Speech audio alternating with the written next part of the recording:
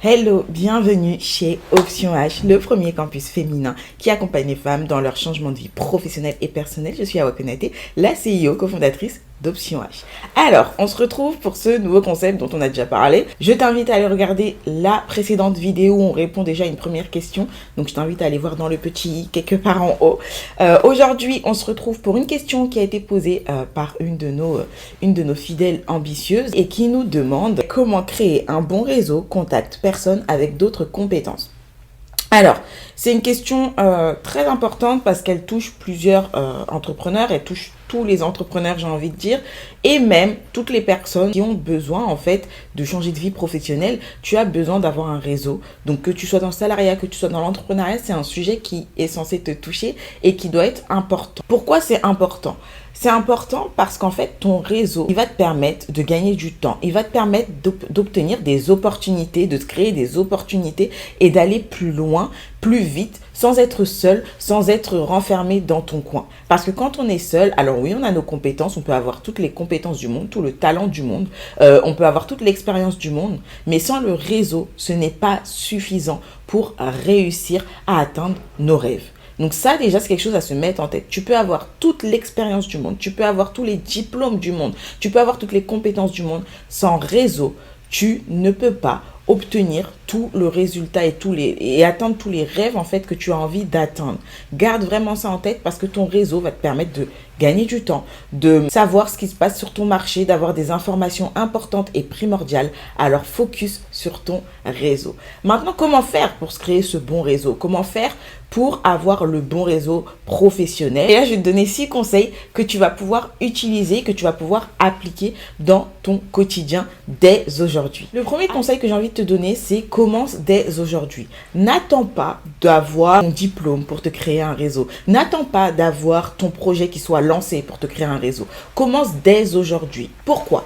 Parce que le fait de commencer dès aujourd'hui, toi déjà tu gagnes du temps, tu t'entraînes, tu apprends. Parce que oui, c'est quelque chose qui s'apprend. Pour un entrepreneur, pour une chef d'entreprise, une CEO, tout ce que tu veux, sache que ça fait partie de ton métier de développer ton réseau. C'est vraiment une compétence que tu dois apprendre à développer et c'est pour ça que nous, on l'a mis au sein d'un module. Il y a vraiment un module spécifique dédié à comment créer son réseau et apprendre à pitcher, à prendre la parole en public. C'est vraiment un module important qu'on a mis au sein du parcours Propulse. C'est même un module qu'on fait et qu'on voit en présentiel parce qu'il est essentiel et il est crucial que toi, femme entrepreneur, que toi tu puisses aller créer ton réseau avec l'assurance, avec les épaules et que tu puisses y arriver en fait sans avoir la crainte. Même si tu es timide, tu peux y arriver. Même si tu es hypersensible, même si tu es introverti, ambiverti, ce que tu veux, sache que tu peux arriver à te créer un réseau tout en restant toi-même. Tu as juste certaines compétences que tu vas devoir développer. C'est pour ça que c'est un module et une compétence qu'on apprend et qu'on enseigne à nos élèves, à nos propulsés. Donc vraiment, si tu sais que dès maintenant, tu as besoin de développer tout ça, je t'invite à aller tester, réaliser le test sur notre site pour vérifier déjà si tu es éligible au parcours Propulse. Ensuite, pourquoi il faut que tu commences tôt? Parce que, encore une fois, comme je l'ai dit, ça va te permettre à toi de t'entraîner, de commencer déjà à intégrer certains cercles, etc. Et tu verras que ça va te permettre d'avoir tes premiers contacts intéressants. Le deuxième conseil que je vais te donner, c'est pense au réseau de femmes, au réseau féminin. Chez Option H, c'est une des premières choses qui était importante pour nous, c'est de créer un réseau et d'avoir un réseau assez large pour nos propulsés. Et les propulsés, en fait, créent leur propre réseau. C'est-à-dire que nos propulsés ne viennent pas juste suivre une formation, non, elles sont dans une expérience, elles sont dans un parcours qu'elles vivent ensemble et aussi de manière individuelle. Et par la suite, elles continuent à garder le lien et donc sont ensemble en train de réseauter. Et ça leur crée leur premier réseau. Pense au réseau féminin qui existe, à toutes ces associations, toutes ces structures, toutes ces startups, toutes les choses qui existent. Je sais qu'au début, quand je me suis lancée à mon propre compte, j'ai commencé par créer des ateliers, par créer un réseau de femmes ambitieuses pour que toutes les femmes ambitieuses puissent se rencontrer, échanger, parler ensemble de sujets qui les intéressent, se motiver aussi et puis se transmettre les informations utiles et pourquoi pas se mettre ensemble sur certains projets ou créer des partenariats, créer des liens, tisser des liens. Et donc ça, c'est ce que j'ai fait dès le démarrage. Donc vraiment, n'oublie pas tout ce qui est réseau féminin. Peut-être que dans un premier temps, tu seras beaucoup plus à l'aise d'aller échanger avec des femmes qui te ressemblent avant d'aller plus loin et de passer les paliers et d'aller t'ouvrir à tout le monde et tous les différents types de réseaux qui peuvent exister. Pour ça, ça peut être avec des ateliers comme l'atelier Vision Board que j'anime au moins une fois par an. Ça peut être avec d'autres ateliers type développement personnel, ça peut être des ateliers 100% entrepreneuriat ou entrepreneuriat féminin, etc. Donc n'hésite pas à voir tout ce qui est atelier, tout ce qui est after work, etc. C'est dans ces endroits-là que tu vas pouvoir te constituer tes premiers réseaux de manière assez simple. Troisième conseil, anticipe. Le fait d'anticiper, ça va te permettre d'analyser et de mieux préparer ton réseautage. Parce que plus tu vas avancer dans ton parcours d'entrepreneur ou dans ta vie professionnelle, plus tu verras que tu auras moins de temps. Ton projet va évoluer, ton entreprise va grandir, etc. Tu auras des clients et compagnie. Comment faire pour aller éviter de perdre du temps? Parce que réseauter pour réseauter, donc aller dans les événements networking sans but précis et juste y aller comme ça et dire bonjour à tout le monde alors que tu ne sais pas qui il y a, etc. Ça peut te faire perdre du temps. Là, l'idée, c'est d'anticiper, donc d'analyser quels sont les événements qui peuvent être intéressants sur ton marché, dans ton domaine, dans ton secteur d'activité, ou alors quand tu as un after-work ou un événement réseautage, analyser qui vont être les personnes présentes et ne pas hésiter à regarder leurs actualités, leurs compétences, leurs profils. Comme ça, quand tu les approcheras, quand tu les aborderas, tu auras des choses à dire et ça te permettra d'échanger avec eux, de communiquer avec eux, d'être dans du small talk sans forcément aller pour demander quelque chose, mais juste déjà faire connaissance avec ces personnes en t'intéressant à leur actualité. Un tel vient de lever tant de millions, ok, ben on va parler de ça, comment il l'a vécu, est-ce qu'il est content, qu'est-ce qu'il prévoit, qu'est-ce qu'ils envisagent, etc. Des sujets assez simples et t'intéresser à lui, à ses compétences, sa profession, sa vie professionnelle et compagnie. Et puis, tisser des liens, s'il y a des liens à tisser. Donc, vraiment, pense à anticiper les endroits où tu vas aller. Et puis, évidemment, au niveau de ta visibilité aussi, le fait d'avoir un réseau te permet de gagner en visibilité. Donc, anticipe les événements, analyse les événements qui se font, encore une fois, sur ton marché, dans ton domaine d'activité, parce qu'il faut que tu puisses y être présente. Je sais que pour les entrepreneurs qui sont, par exemple, dans le domaine de la beauté ou des cheveux, etc., le fait d'être à la NHA, ça leur permet de gagner en visibilité et de rencontrer beaucoup de personnes, de prospects, de potentiels partenaires, etc. Donc ça, c'est le genre d'événement qu'il faut pouvoir repérer en fonction de ton domaine d'activité. Quatrième conseil, il faut que tu puisses avoir des cartes de visite ou des réseaux sociaux. Les cartes de visite, je dirais pas que c'est indispensable. Moi-même, pendant des années et des années, je n'avais pas de carte de visite. Enfin non, j'en ai eu au début et puis après j'ai arrêté d'en avoir. C'est pas forcément le truc le plus important. Surtout si c'est pour qu'il soit jeté à la poubelle. Non merci.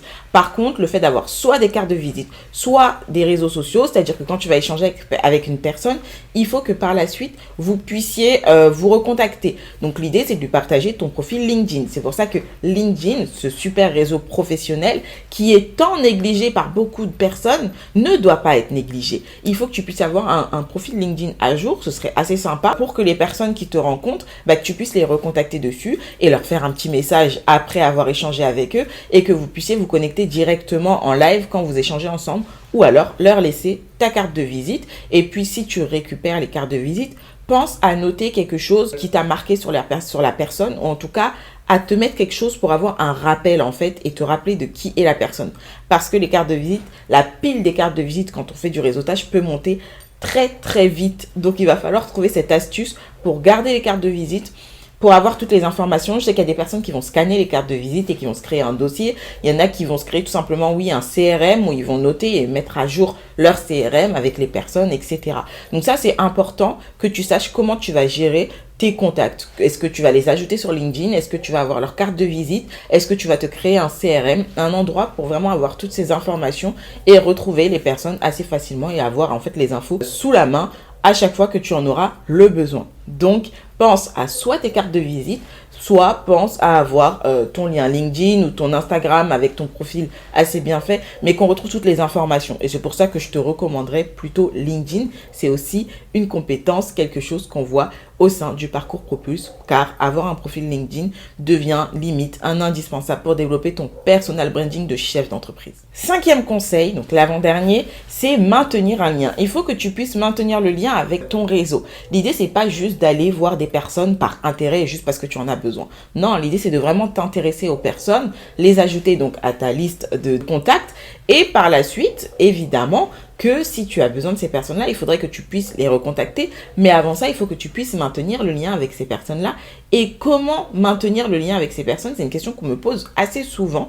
Tu peux déjà te dire que tu vas envoyer des mails. Quel type de mail? Un mail pour l'anniversaire d'une personne, un mail pour souhaiter de bonnes vacances, un mail pour souhaiter une bonne rentrée, un mail pour souhaiter une bonne année ou de bonnes fêtes de fin d'année. Déjà, juste ça leur permet de se rappeler que toi, tu es là et que tu existes et que tu penses à tes contacts. Ensuite, ça peut être aussi de les suivre leur actualité sur les réseaux sociaux. Et puis, j'ai envie de dire, aujourd'hui, c'est beaucoup plus simple. Puisqu'on a les réseaux sociaux, on peut s'abonner à la personne. Et puis, quand la personne a une nouvelle, on peut aller liker, lui mettre un commentaire et donc se rappeler qu'on est là. Et puis, envoyer un petit message pour dire félicitations pour ta nouvelle étape, etc. Donc ça te permet aussi de garder le lien avec ces personnes-là. Autre chose, tu peux aller prendre un café une fois de temps en temps pour maintenir le lien, pour échanger aussi avec les personnes, avoir les infos, être à l'affût de l'actualité, etc.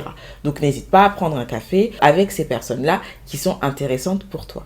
Dernier conseil, ça va être la rigueur et la discipline. J'aimerais que toutes les entrepreneurs puissent être rigoureuses et disciplinées quant au fait de développer son réseau. Pourquoi? Parce que tu peux commencer par aller à un événement, 2 événements, 3 événements, et puis lancer ton projet, et puis te dire, oh, j'ai plus le temps pour ça, et ne plus le faire. Et donc, rester dans l'ombre pendant des mois et des mois et des mois avant de revenir. Ça, c'est pas l'idéal. L'idée, c'est vraiment d'être rigoureuse et de se dire que, par exemple, une fois toutes les 2 semaines, tu vas prendre un café avec quelqu'un. Ou une fois toutes les semaines, ça va être le jour où tu vas échanger avec une personne. Il y a des personnes qui vont se définir des journées où ça va être leur journée un petit peu plus réseautage. Peut-être que tous les jeudis soirs, tu as décidé d'aller à un événement. Peut-être que tous les vendredis matins, c'est le jour où tu vas prendre un café avec une personne de tes contacts ou une personne que tu aimerais découvrir.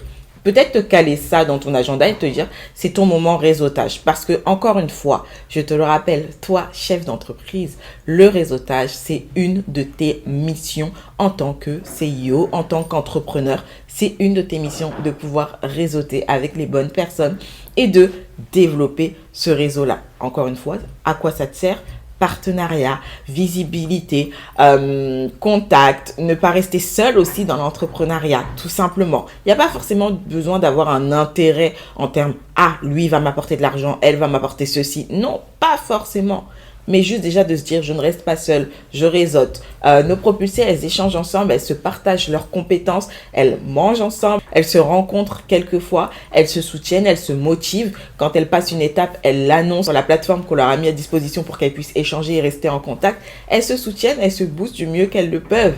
Et ça, c'est déjà un réseau. À toi ensuite de continuer à développer ton réseau et d'aller beaucoup plus loin. Donc j'espère que ces 6 conseils ont pu t'aider. J'espère que tu comprends maintenant l'importance du réseau et j'espère que tu vas pouvoir appliquer les choses dès aujourd'hui. Nous, on te retrouve dans une prochaine vidéo. Je te retrouve dans une prochaine vidéo pour répondre à une de tes prochaines questions. N'oublie pas que les questions, ça se passe sur Instagram où tu peux aller me poser toutes tes questions. N'hésite pas aussi en commentaire si tu as des questions et si tu as d'autres conseils pour développer le réseau. N'hésite pas à nous mettre tout ça en commentaire. Je te dis à bientôt, à très vite. Bye bye.